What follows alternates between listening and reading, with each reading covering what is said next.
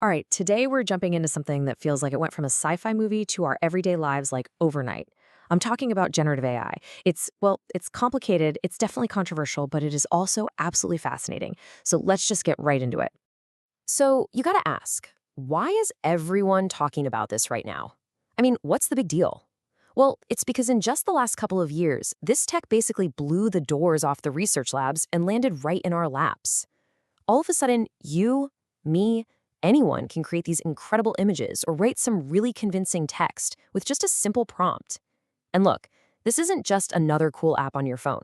This is a massive, fundamental shift in how we actually create things. And yeah, it brings up some pretty huge questions about where we're all headed. And listen, this isn't just some niche thing for artists and tech nerds. Get this. Gartner predicts that by 2025, that's right around the corner, about 30% of all outbound marketing from big companies is going to be synthetically generated. 30%. Think about that. That's not some far off futuristic prediction. That's basically now. And that huge scale, that speed is exactly why we need to pull back the curtain and really understand how this whole thing works. Okay, so to really get a handle on the impact, we've got to start with the how, right? So for this first part, let's cut through all the hype and get right to the core of what generative AI even is.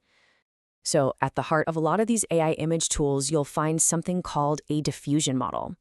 And the way it works is, honestly, it's pretty wild. The best way to think about it is like a sculptor, but instead of adding clay to build something up, they're chipping away at a block of marble to reveal the statue inside. A diffusion model kind of does the same thing. It starts with just a screen of random digital static, pure noise.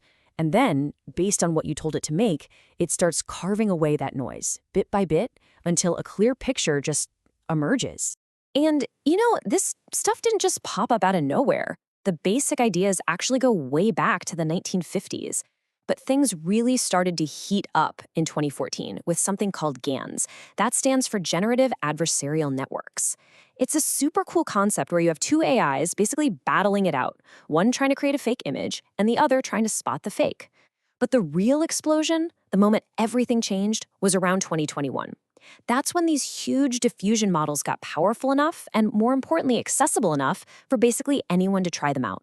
And that, right there, is what brings us to the huge debate we're having today. And that leads us right to the heart of the conflict in the creative world, doesn't it? On one hand, you have people saying AI is just a tool, right? A really, really advanced paintbrush that helps humans be more creative. But on the other hand, people are asking, is it becoming the artist itself? Is it capable of actually replacing jobs that we always thought only humans could do? The truth is probably somewhere in between, but those two opposing ideas, that's what this entire conversation is built around. So let's just quickly run through that process again. You type in a prompt, the AI makes a bunch of digital static, then it cleans up that static until it matches your prompt, and boom, you've got an image. Now, the really important thing to get here is that the AI isn't just doing a fancy Google image search and sticking pictures together. It's not copying and pasting. It's creating something totally new based on the patterns and concepts it's learned. And that distinction is absolutely critical when we start talking about things like creativity and copyright.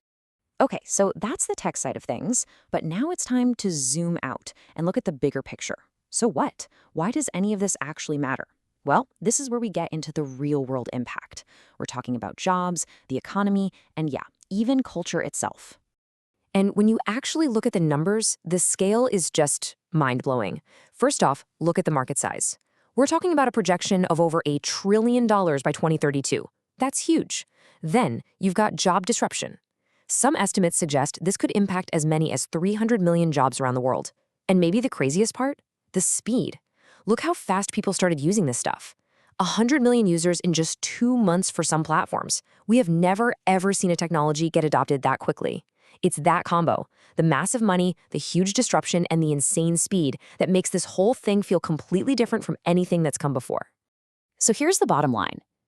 This isn't just about changing how we make stuff. It's much deeper than that.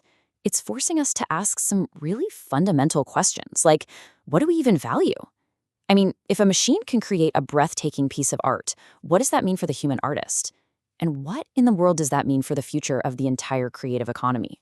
And of course, this impact isn't hitting everyone the same way. Right now, it seems like graphic designers and illustrators are feeling it the most. They make up a big slice of that pie.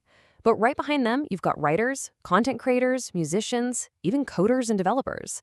These are the people on the absolute front lines of this thing, where that whole debate about is it a tool or is it a replacement is not just theoretical, it's happening right now.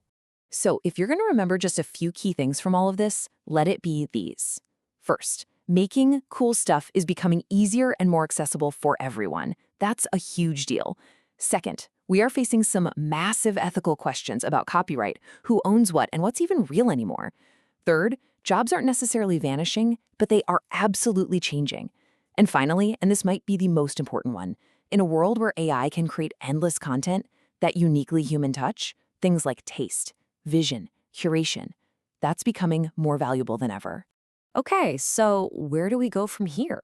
Because let's be real, this technology is only going to get more powerful, and it's going to be woven into more and more parts of our lives.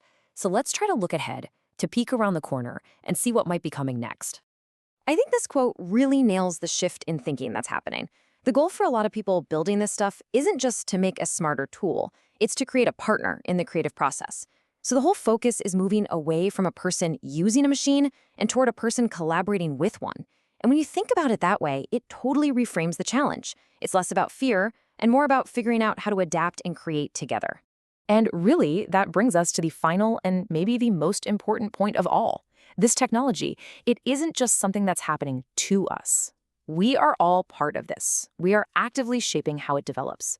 So the real question isn't if AI is going to change creative work. It already is. The question is how are we going to guide that change? How do we make sure we build a future where this incredible technology actually elevates what it means to be human, instead of replacing it? That's the challenge ahead of us. Thanks for joining me.